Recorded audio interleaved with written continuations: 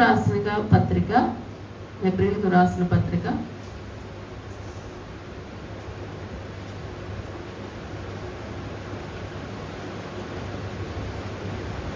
11వ అధ్యాయము, page number 208, కొత్త నిబంధన 208వ పేజీ.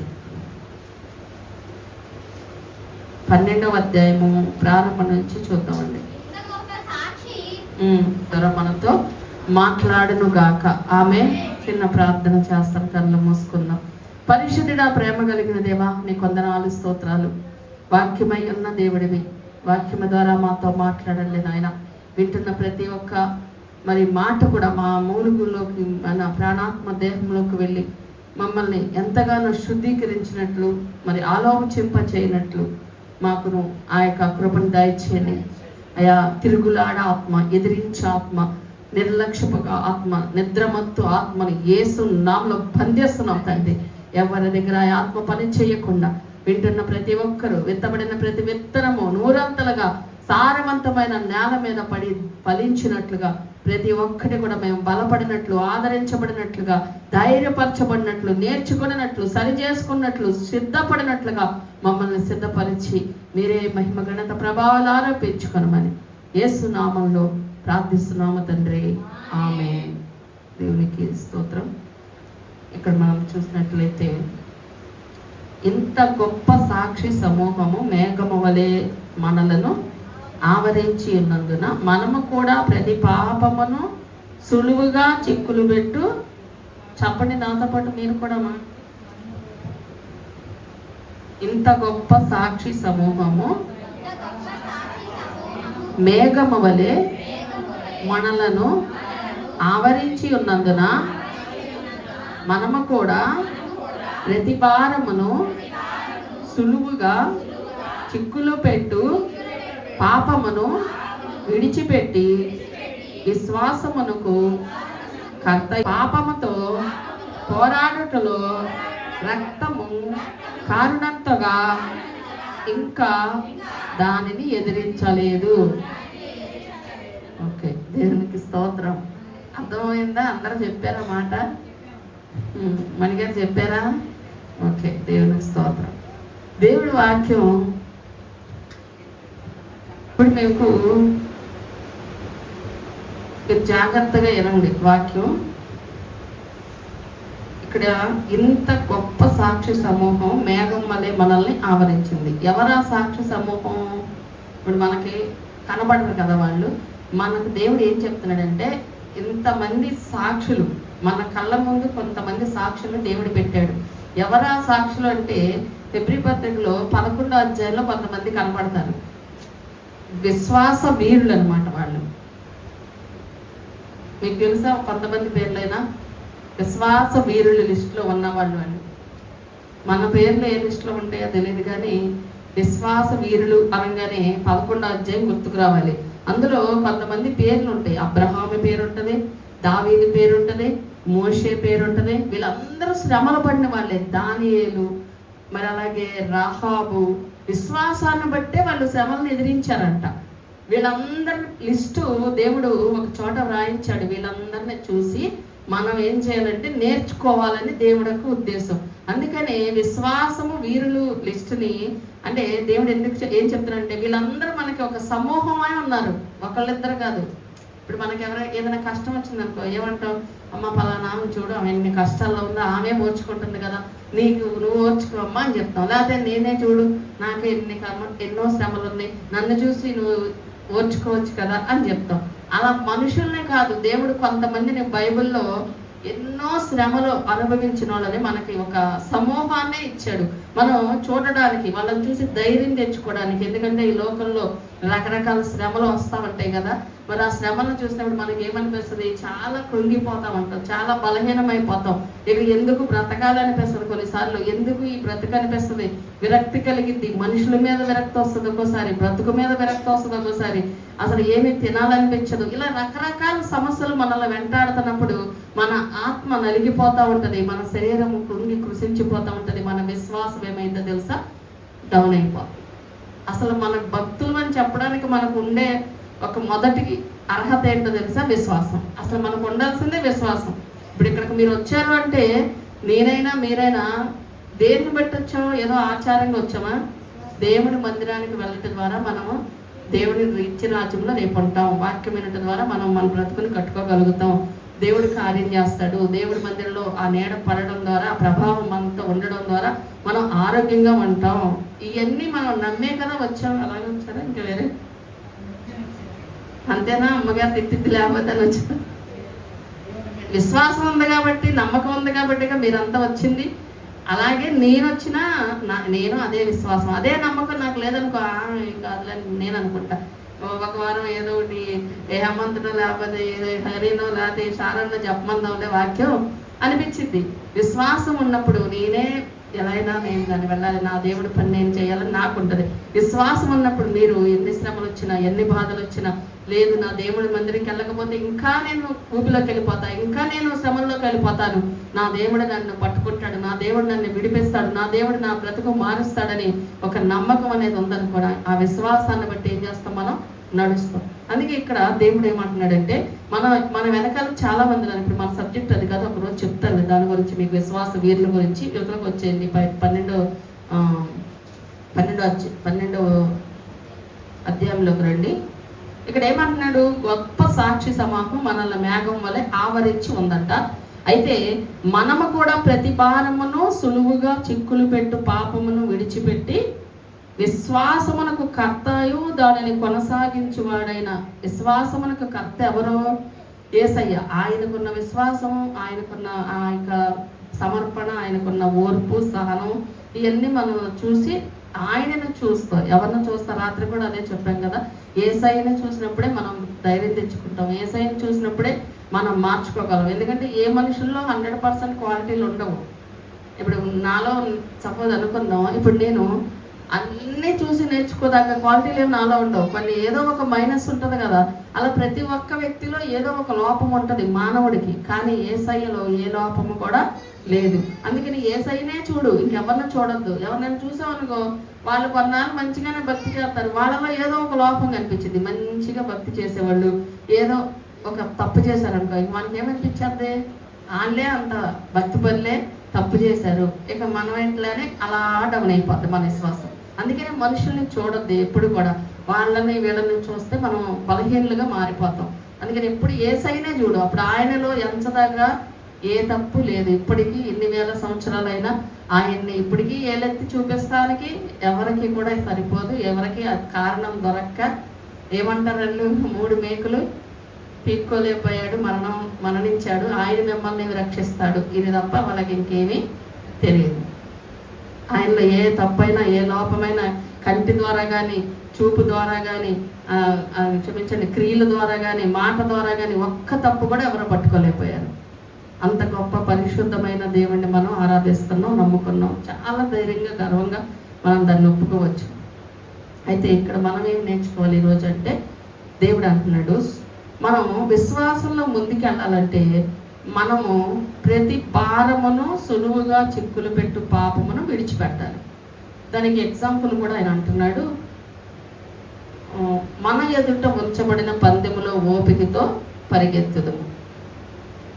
ఇప్పుడు మనం పరుగు పందెం పెట్టారనుకోండి, సపోజ్ అనుకుందాం, చిన్నపిల్లలకు పెడతారు కదా, పరుగు పందెం పెట్టినప్పుడు ఆడికి ఒక 10 కేజీలు రాయించి పరిగెత్తనంటే పరిగెడతాడా?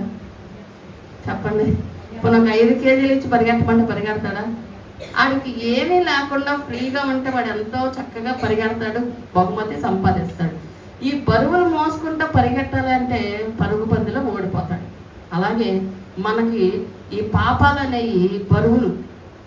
ఈ విశ్వాసంలో ముందుకెళ్ళాలంటే మనం పాపములు, కొన్ని రకాల లోపాలు మనలో ఉంటే మనం పరిగెత్తలేం. అర్థమవుతుందా పాయింట్ మీకు? మనం విశ్వాసంలో ఉండాలి, దేవుళ్ళలో నిలబడాలి. ఏ శ్రమ వచ్చినా, ఏ బాధ వచ్చినా, అవమానం వచ్చినా, నింద వచ్చినా, ఏదొచ్చినా మనకు విశ్వాసం ఉండాలంటే మనలో ముందు లోపం ఉండకూడదు, మనలో ఈ పాపం ఉండకూడదు. ఏమేమి ఆటంకంగా ఉంటాయో నేను చెప్తా. ఇప్పుడు 5 పాయింట్లు చెప్తా. అంటే ఏవి మనల్ని ఆటంకపరుస్తాయి, విశ్వాసంలో పడిపోవడానికి కారణం ఏంటో, మనం భక్తిలో మధ్యలో డౌన్ అయిపోవడానికి కారణం ఏంటో, మనం కొంచెం అవిశ్వాసం మనకు రావడానికి కారణం ఏంటో నేను ఇప్పుడు 5 పాయింట్లు చెప్తా. అయితే ఈ విశ్వాసం అనేది ఈ భక్తిలో మనం పరిగెడతాను. ఇప్పుడు పందెం ఇది కూడా ఒక పందెమే. పౌలు గారు అన్నాడు కదా, నేను నా పరుగుని కడముట్టించా, నా పరుగు ఆపేసా, ఇంకా నాకు దేవుడి పిలుపు వచ్చేసింది, నేను వెళ్ళిపోతున్నాను, నేను విశ్వాసంలో బలముగా పరిగెత్తాను, నా విశ్వాసాన్ని కాపాడుకున్నాను, నా పరుగుని కడముట్టించాను, నా పరుగు పందెంలో నేను గెలిచానని చక్కగా గర్వంగా చెప్పాడు ఆయన. మన పరుగు పందెం, మన భక్తి అనే పరుగు పందెంలో ఎన్నో ఆటంకాలు వస్తూ ఉంటాయి. అవి ఎలాంటి ఆటంకాలో తెలుసా? ఇప్పుడు మనం పరిగెడుతున్నాం, మనకు ఆటంకం వచ్చినప్పుడు ఏమవుతుంది? మనం పరిగెట్టగలమా? బహుమతి తీసుకోగలమా? తీసుకోలేము. మనం మధ్యలో ఆగిపోతున్నాం. ఎందుకు ఆగిపోతున్నారు ఈరోజు చాలామంది?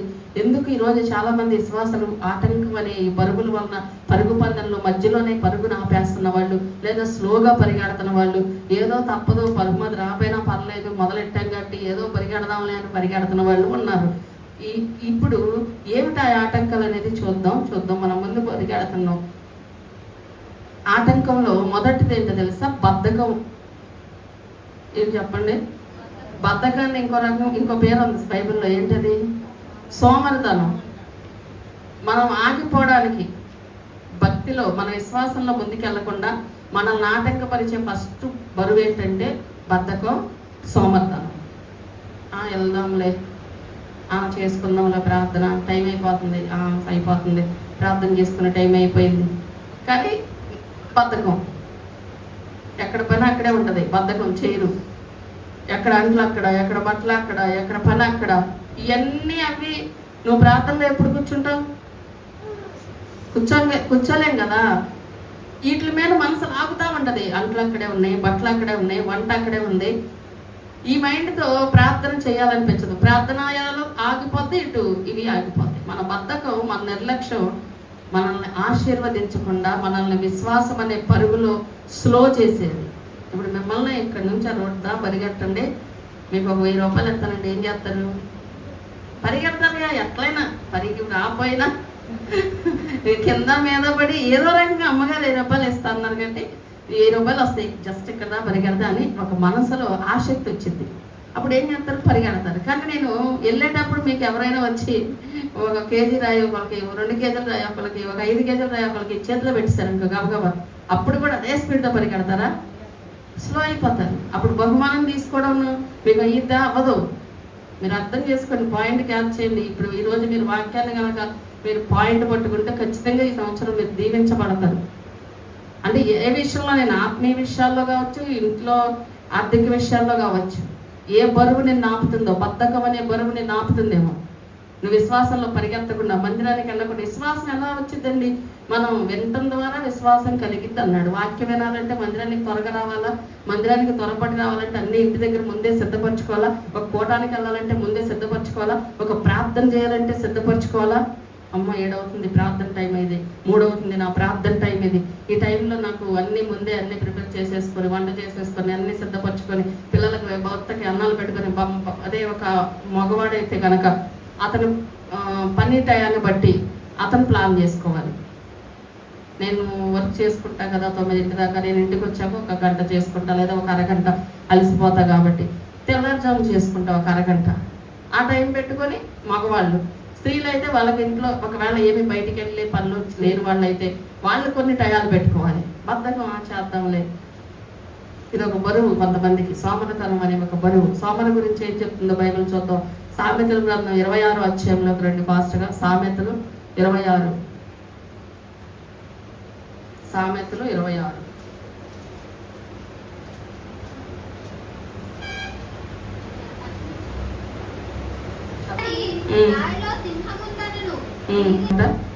మహిమ. సోమరి ఏం చేస్తాడంట?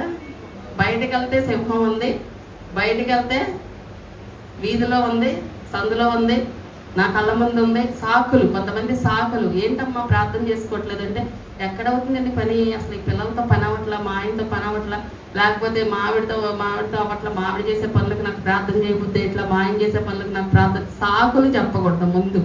భక్తిలో సాకులు ఉన్నాయంటే, నువ్వు ప్రార్థన చేయడానికి నీకు నిజంగా విశ్వాసం అంటే, నీకు నిజంగా నమ్మకం అంటే నీకు సాకులు ఉండవు. నిన్ను ఏది ఆపలేదు.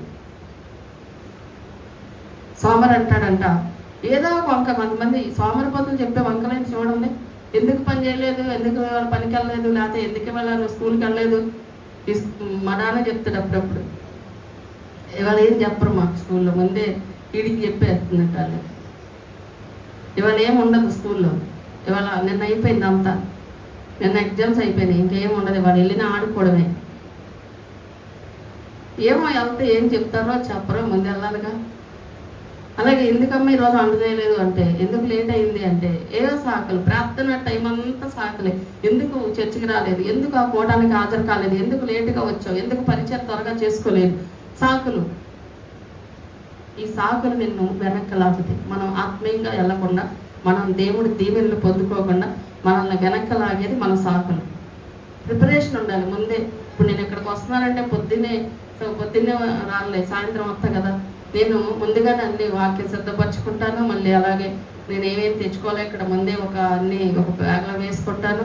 అలా అన్నీ నేను నాకు ఏమేమి కావాలి అన్నీ సిద్ధపరచుకొని, నేను ఇప్పుడు 7 ఇక్కడ ప్రార్థనకు 7:30 వస్తానా, ఇక్కడికి ముందే వచ్చేస్తాగా, ముందే సిద్ధపడి వచ్చేసేస్తున్నా. అలాగే ఏదైనా సరే మనం ఏ విషయంలో, ఇప్పుడు చర్చకు వచ్చే విషయం కావచ్చు, మీరు ఇంకో పని విషయంలో కావచ్చు, మీరు జాబ్ చేసే విషయంలో కావచ్చు, మీ ఇంట్లో మీరు పని చేసుకునే విషయంలో కాదు, టైం వేస్ట్ చేయొద్దు. ఇది పని తర్వాత చేద్దాం అని ఏది అనుకోవద్దు. గంటల తర్వాత ఉందో, ప్రార్థన తర్వాత చేసుకుందాం, ఈరోజు చేయకపోతే ఏం కాదు.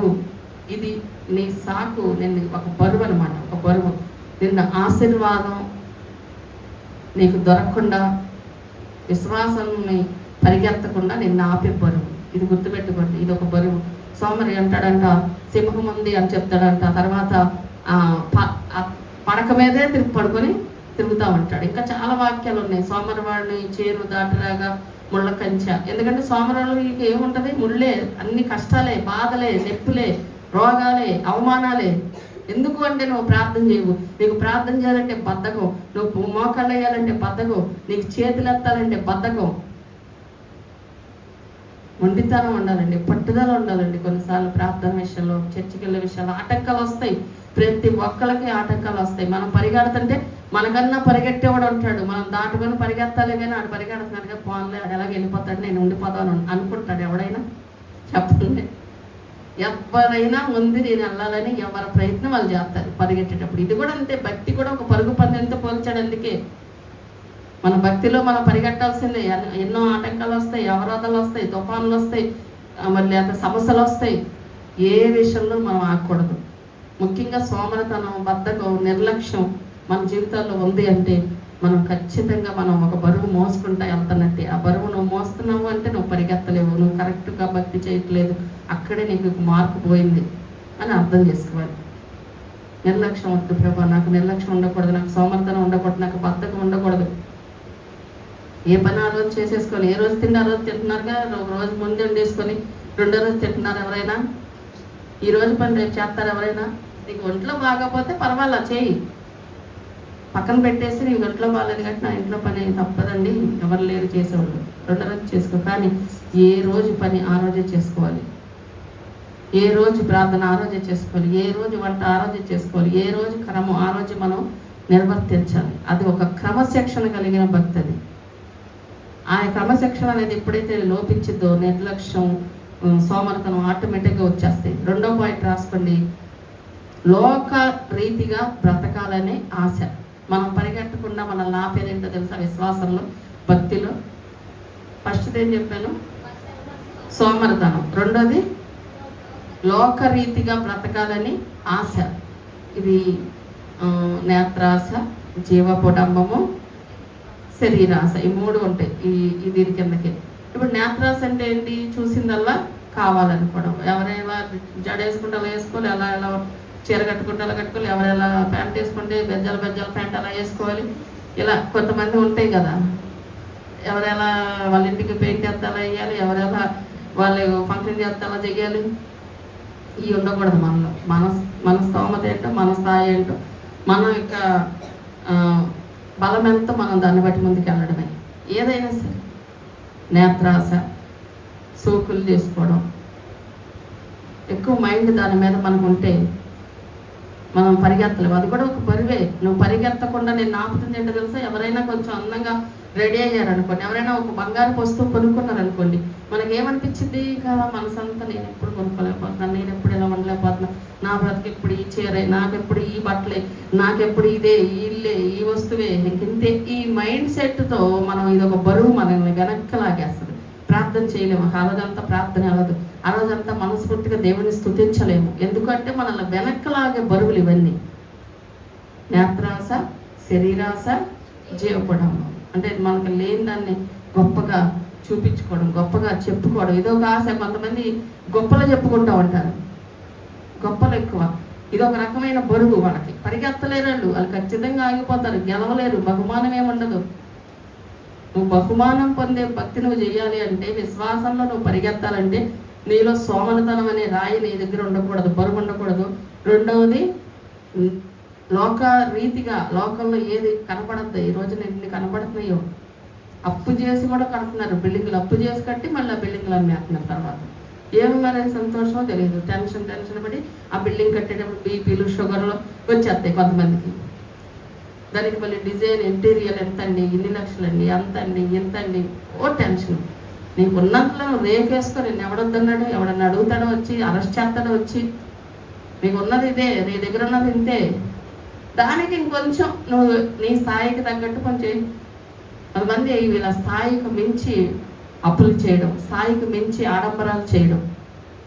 ఒక పుట్టినరోజు ఫంక్షన్లు కానివ్వండి, ఒక పెళ్ళిళ్ళు కానివ్వండి, ఇంకా ఏ కార్యక్రమమైన గృహప్రవేశాలు కానివ్వండి, బాగా ఆడంబరంగా ఎన్ని వేల మందిని పిలవాలి, అన్ని వందల మందిని పిలవాలి, ఇంత బాగా డెకరేట్ చేయాలి, అంత బాగా డెకరేట్ చేయాలి అని ఈ మధ్యన అదొక ఫ్యాషన్ అయిపోయింది.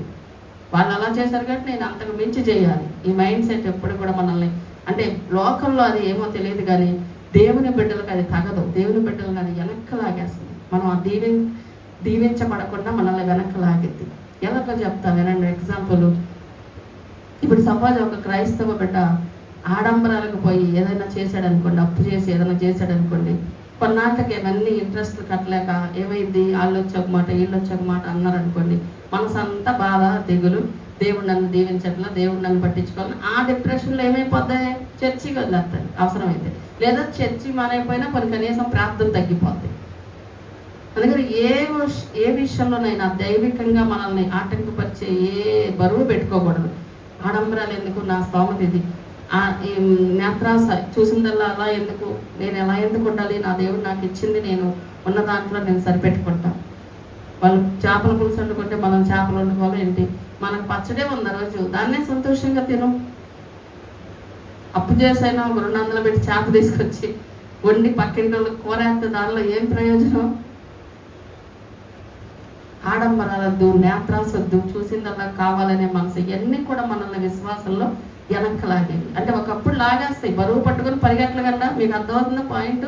ఇది ఒక బరువే. నువ్వు పడిపోతావు, కొన్నాటికి విశ్వాసంలో పడిపోతావు. ఎందుకంటే నువ్వు చేసే ఈ బద్ధకం, నిర్లక్ష్యం ఒకరోజు నిన్ను పడేస్తుంది విశ్వాసగా. నువ్వు చేసే ఆడంబరాలు, నువ్వు చేసే సోకులు, నువ్వు చేసే ఎక్స్ట్రా ఖర్చులు, అప్పులు ఒకరోజు నిన్ను పడేస్తుంది భక్తులు. అందుకే ఇవన్నీ బరువులు. 3వ పాయింట్ కూడా చెప్తాను, నిరుత్సాహం.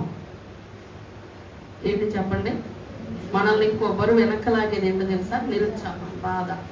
ఎప్పుడు అవుద్దో ఏంటో, నా పరిస్థితి ఏంటో, ఎప్పుడు మారిద్దో ఏంటో, ఒక రకమైన నిరుత్సాహం వచ్చేసింది. నా దేవుడు నన్ను ఆశీర్వదించినప్పుడే ఆశీర్వదిస్తాడు, నా దేవుడు నాకు ఇచ్చినప్పుడే ఇస్తాడు, నా దేవుడు నా జీవితంలోకి ఆ వస్తువు కానివ్వండి, ఆ వ్యక్తిని కానివ్వండి పంపించినప్పుడే పంపిస్తాడు, నేను వెయిట్ చేస్తాను అని ఎవరైతే విశ్వాసంతో పరిగెడతారో, ఏ బరువు ఈ నిరుత్సాహం వస్తున్నా పట్టించుకోకుండా, నా విశ్వాసం ఉందనుకో, దేవుడి మీద నమ్మకం ఉందనుకో, పరిగెడతానే ఉంటారు. ఈ బరువు పట్టుకోరు. ఈ నిరుత్సాహం అనే బరువు పట్టుకున్నారనుకోండి, ఏంటో అన్నీ నాకే జరగట్లా, అందరికీ జరుగుతుంది అనే ఒక ఫీలింగ్ వచ్చిందనుకో, ఇక వాళ్ళు ఏమైనా డౌన్ అయిపోద్ది, ఆటోమేటిక్గా ప్రార్థనలో డౌన్ అయిపోతారు. ప్రార్థన చేయలేరు, అంతగా మనస్ఫూర్తిగా చేయలేరు.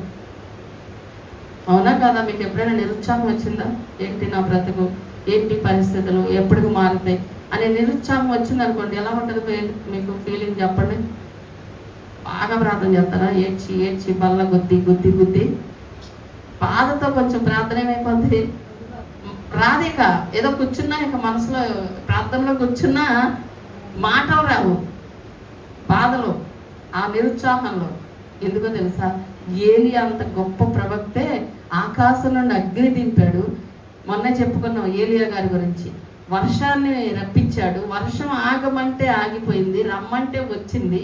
ఆయన నోటి పవర్ ఎలా ఉంటుంది అంటే ఆయన ఏం చెప్తే దేవుడు దాన్ని నెరవేరుస్తూ ఉన్నాడు. అంత గొప్ప ప్రవక్తకి ఒకరోజు నిరుత్సాహం కలిగి ఈ ప్రాణం వద్దు ప్రభాను తీసుకో అన్నాడంట. ఎందుకో తెలుసా? యెజబెలు ఆయన్ని చంపడానికి మనుషుల్ని పంపించింది. దేనికి? ఈయన ఏం చేశాడు? ఎవరినైనా కొట్టాడా? ఎవరిదైనా ఏం తెచ్చుకున్నాడా దొంగతనంగా? లేకపోతే మహారాణి గారిని ఏమన్నా అన్నాడా? ఏమన్నా ఆయన భక్తి ఆయన చూపించుకుంటా నిజమైన దేవుడు యెహోవా దేవుడు, మీరు ఏది పడితే అది చేయబాకండి, మనం దేవుని బిడ్డలో, మనం ఇశ్రాయేలు ప్రజలు, మనం అలా ఏది పడితే అది చేయకూడదు. మనల్ని తీసుకొచ్చిన ఆయన, మనల్ని విడిపించిన ఆయన, మనల్ని రక్షించిన ఆయన, మనకు పాలు తేళ్లు ప్రవహించి దేశంలోకి నడిపించింది ఆయన, మనల్ని పోషిస్తున్నది ఆయన, మనల్ని అనేక మంది శత్రువులు ఉన్న వాళ్ళందరినీ ఓడిపోయేలా చేసి యుద్ధం మనకు రాకపోయినా మన పక్షంగా యుద్ధం చేసి ఆయన పక్షిరాజు అంత ఎత్తుగా ఎగిరితో అంత ఎత్తున మనల్ని రెక్కల మీద భుజాల మీద మోసింది ఆయన. మీరందరూ ఏం చేస్తున్నారు అని మనల్ని గద్దించాడు. అది ఆమెకు నచ్చల. చంపేయండి ఏలియాని అని మనుషుల్ని పంపించింది. అప్పుడు అనిపించిందంట, నేను ఎంత ప్రార్థన చేస్తుంటే, ఎంత భక్తి చేస్తుంటే, యేసయ్య నేను ఎంతమందికి నీ గురించే కదా నేను బోధిస్తున్నాను, ఆమె నన్ను చంపడానికి మనుషులు పంపించింది, నేను ఎక్కడికి వెళ్ళిపోతా? మన జీవితంలో కూడా కొన్నిసార్లు ఇలాంటి నిరుత్సాహం వస్తుంది కదా. ఎంత ప్రార్థన చేస్తున్నాను, ఎంత భక్తి చేస్తున్నా ప్రభా, ఇంత నీ కోసం నేను బ్రతుకుతున్నప్పుడు నా జీవితంలో ఏంటి శత్రువులు? నన్ను మాటలు అనేవాళ్ళు ఏంటి? నన్ను తిట్టేవాళ్ళు ఏంటి? నా మీద నిందించేవాళ్ళు ఏంటి? నా వెనకాల ఈ గోతులు తవ్వేవాళ్ళు ఏంటి? నా వెనకాల ఈ సమస్యలు ఏంటి? పరిగెడతం ఏంటి? అసలు నన్ను టార్గెట్ చేయడం అని కొన్నిసార్లు మనకు కూడా చాలా బాధ, నిరుత్సాహం వచ్చేసిందండి. కొన్నిసార్లు వస్తుంది, ఖచ్చితంగా వస్తుంది, మీకైనా నాకైనా. ఎవ్వరు ఎక్కువ కాదు. ఎందుకంటే ఏలియా అంతటగా గొప్ప ప్రవక్తకే నిరుత్సాహం వచ్చిందంటే అప్పుడు ఆయన ఏం చేశాడో తెలుసా? ఒక చోటకి వెళ్ళిపోయి ఒక రోజంతా నడుచుకుంటూ వెళ్ళిపోయి అక్కడ ఒక చెట్టు ఉంటే ఆ చెట్టు దగ్గర కూర్చొని బాధపడుతున్నాడు. అయ్యా, ఇంకా నా బ్రతుకు చాలు, నా పితరులంత గొప్పవాడిని నేను కాదు, ఈ సమస్యలు నేను ఫేస్ చేయలేను, నన్ను తీసుకో, నా ప్రాణం తీసుకో అని ఏడుస్తూ ప్రార్థన చేసుకుంటాడు ఏలియా గారు. అప్పుడు దేవుని దూత వచ్చి బలపరిచి, నువ్వు బాధపడుకునే పక్షంగా నేను ఉంటాను, ఇగో ఒక అప్పం, ఒక భోజనం ఆయనకు పెట్టి తిను, నీకు చాలా పని ఉంది ఎదర, నువ్వు అలా నిరుత్సాహపడితే ఎలాగా? నేను నిన్ను బలపరుస్తాను, నేను నీకు తోడుగా ఉంటానని దేవుని దూత వచ్చి ఆయన బలపరిచింది. అప్పుడు మళ్ళీ ఆయన ధైర్యం తెచ్చుకొని మనల్ని కూడా కొన్నిసార్లు అలా నిరుత్సాహంలో ఉన్నప్పుడు, ఒంటరితనంలో ఉన్నప్పుడు, బాధలో ఉన్నప్పుడు, దుఃఖంలో ఉన్నప్పుడు మనం కూడా బరువు, ఇది ఒక బరువు మనం పరిగెత్తకుండా ఆపేస్తుంది. కొన్నిసార్లు చర్చికి రమ్మంటే వెళ్ళండి, నేను మనసు బాధ, పలానా వాళ్ళ ఇంట్లో ప్రేయర్ ఉంది ఈరోజు, ఏంటి నువ్వు రావట్లేదా అంటే, మీరు పదండి నేను వస్తా. నీరసం. అప్పుడు అంతకుముందేమో ఉత్సాహంగా వెళ్ళేవాళ్ళం, తర్వాత ఏమనిపిస్తుంది, ఈ బాధలు మనల్ని ఏం చేస్తాయి? ఒక రకమైన నిరుత్సాహం వచ్చేసి అప్పుడు మనం కూడా ఆగిపోతాం. అక్కడ మీరు వెళ్ళండి, మీరు చేసుకోండి, నేను వస్తాలే, ఆ టయానికి వస్తాలే, అలా అనిపించేసిద్ది. అప్పుడు మనల్ని కూడా దేవుడు దూత కొన్నిసార్లు బలపరిచేది వాక్యం ద్వారా. కొన్ని వాక్యాలు కనిపిస్తాయి, లేకపోతే కొంతమంది దేవుని బిడ్డలు వచ్చి బలపరుస్తారు, లేకపోతే ఎవరో చిన్న పిల్లలు వాక్యం తెలియని వాళ్ళు, దేవుడు తెలియని వాళ్ళు నోటమ్మడ కూడా ఒక్కోసారి ప్రభు మాట్లాడతారు.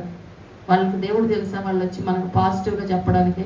కొన్నిసార్లు దేవుడు తెలియని వాళ్ళు కూడా ఎందుకు అలాగా వెళ్ళు, చర్చికి వెళ్తావుగా వెళ్ళు అని చెప్తా ఉంటారు. అప్పుడు మనకి అనిపించింది, వీళ్ళు అసలు ఏంటి ఎప్పుడు మనకి యాంటీగా మాట్లాడతారు, వీళ్ళ నోటమ్మట ఏంటని. కానీ దేవుడు ఆత్మ కొన్నిసార్లు మనల్ని అలా ఏలియాను బలపరిచినట్టుగా మన దగ్గరికి దూత దిగి రాలేదు, కానీ ఆయన ఆత్మరూపిగా వచ్చి కొంతమంది మనుషుల ద్వారా మాట్లాడతాడు.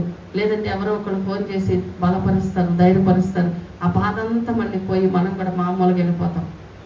కానీ ఒకటి గుర్తుపెట్టుకోండి, అలాంటి బాధ ఒకవేళ వస్తే నువ్వు ఒకటి గుర్తుపెట్టుకో, ఈ బరువు ప్రభా నాకు వద్దు నాయన, నేను ఈ బరువును బట్టి నిరుత్సాహపడి, ఈ బాధను బట్టి, ఈ అప్పును బట్టి, ఈ రోగమును బట్టి, ఈ అవమానకరమైన పరిస్థితిని బట్టి, ఈ నిందను బట్టి నేను ఆగిపోకుండా నాకు విశ్వాసాన్ని నేను పరిగెత్తాలి. ఇంతకుముందు ఎలా ప్రార్థన చేశానో అలాగే వెళ్ళాలి. ఇంతకుముందు ఎలా నేను ఉత్సాహంతో పరిచయం చేశానో అలాగే చేయాలి. ఇంతకుముందు నేను ఎలా ఇచ్చిందన్న దేవునికి అలాగే ఇవ్వాలి. నా విశ్వాసం తగ్గకూడదు నాయన అని మనం ప్రార్థన చేసుకోవాలి. అంతేగాని నిరుత్సాహంగా కూర్చొని అనుకుంటుంటే ఇంకెప్పటికీ లేకం పైకి మన బరువు అది ఇంకా అలా పెరిగిపోయింది. ఆ బరువు అలా ఉండిపోతాం, పరుగు ఆగిపోద్ది, బహుమతి పోద్ది. ఆ బరువులన్నీ పక్కన పెట్టాలి. ఏం చెప్పాము ఇప్పుడు? 3 పాయింట్లు చెప్పాం. ఏంటి చెప్పండి? ఒకటి సోమరితనం, సోమరితనం అనే బరువు, నిర్లక్ష్యం అనే బరువు. రెండోది లోకరీతిగా ఆడంబరాలు, సోకులు, వీటి మీద మనం మైండ్ ఉంటే మనం పరిగెత్తలేం, ఇదొక బరువు. మూడోది నిరుత్సాహం, ఇదొక బరువు, ఇది కూడా మన జీవితంలో ఉండకూడదు. నాలుగోది చెప్తా, క్రమశిక్షణ నచ్చకపోవడం, ఇదొక బరువు. పరిగెట్టేటప్పుడు ఎలా పడితే అలా, ఇప్పుడు నేను పరిగెట్టలేను. ఇప్పుడు కొంతమంది పిల్లలు పరిగెడతారు చూడండి, కాలు ఇటు ఒకటి ఇటు, అంటే వాళ్ళు కావాలని పరిగెట్టేవాడు ఎలా పరిగెట్టాలి? చక్కగా మంచిగా పరిగెట్టాలి. అలా కాకుండా పిచ్చి పిచ్చిగా టెంగర్గా పరిగెట్టాడు అనుకో, అప్పుడు ఆ టీచర్ ఏం చేస్తాడు? అలాగే పరిగెట్టదు, బహుమతి వస్తుంది అంటాడా? మాకు పరుగు పందాలు పెట్టేవాళ్ళు ఇక్కడే గుడివాళ్ళలోనే. నేను ట్యూషన్కి వెళ్ళేదాన్ని. గేట్ ఉంది కదా, అదేం గేట్? నర్సాపూర్ గేట్ అటు, అక్కడ ఏంటమ్మా? ఒల్లెత్తిపాడు కాదు, సత్యనారాయణపురం నలంద స్కూల్ దగ్గర దాటాక ఇంకో గేట్ ఉంది కదా, అక్కడ గేట్ దాటి ట్యూషన్ ఉండేది మాకు. అక్కడ ఒక టీచర్ ఉండేవాళ్ళు, 3 అక్క చెల్లెలు. వాళ్ళు ఏం చేసేవాళ్ళు అంటే ఈ ట్యూషన్ పిల్లలందరికీ గేమ్స్ పెట్టేవాళ్ళు. నేను స్కూల్లో గేమ్స్ కూడా నేను బాగానే ఆడేదాన్ని అనమాట. స్కూల్లో గేమ్స్లో కూడా నేను అన్నింటిలో బాగానే ఆడేదాన్ని. గిఫ్ట్లు అయ్యి అంటే పెన్నులో ఇచ్చేవాళ్ళు. అప్పుడు ఏముందండి, 92, 93, 94 అట్లా ఈ పెన్నులు, పెన్సిల్ అవి వచ్చాయి గిఫ్ట్లుగా నాకు. కానీ పరుగు పందెంలో బాగా ఫస్ట్ ఖచ్చితంగా వచ్చేదాన్ని. సరే, ఈ పరుగు పందాలు పెట్టినప్పుడు పరిగెత్తేవాళ్ళం అనమాట. అప్పుడు కొంతమంది పిల్లలు ఏం చేసేవాళ్ళంటే వాళ్ళు వెరైటీగా పరిగెత్తేవాళ్ళు. మా టీచర్ ఏం చేసేదంటే వాడిని ఆగమని చెప్పి పిలిచి మరీ కొట్టేది. ఏంటి అలా పరిగెడతాం, అలా పరిగెడితే ఎలా, కింద పడితే ఎలా, నువ్వు పరిగెట్టే విధానం కరెక్ట్ కాదు అని. అంటే మనం పరిగెట్టేటప్పుడు కూడా ఒక క్రమశిక్షణ ఉండాలి. మన భక్తిలో ఒక క్రమశిక్షణ ఉండాలి. ఎలా పడితే అలా పిచ్చి పిచ్చిగా టెంగగా ఎలా ఎటు వెళ్ళి పరిగెట్టుకుంటూ వెళ్తే ఎప్పటికి వెళ్తాం? అందుకని పరిగెత్తేది తిన్నగా పరిగెత్తాలి, బహుమతి కోసం పరిగెత్తాలి. అప్పుడు మనల్ని కరెక్ట్ చేసే టీచరు మనకు నచ్చకపోతే ఎలా? అంటే క్రమశిక్షణ అనేది ఉండాలి. ఎలాగ చెప్తా, అది కూడా సామెతల గ్రంథం తీయండి, 13వ అధ్యాయం 18వ వచనం.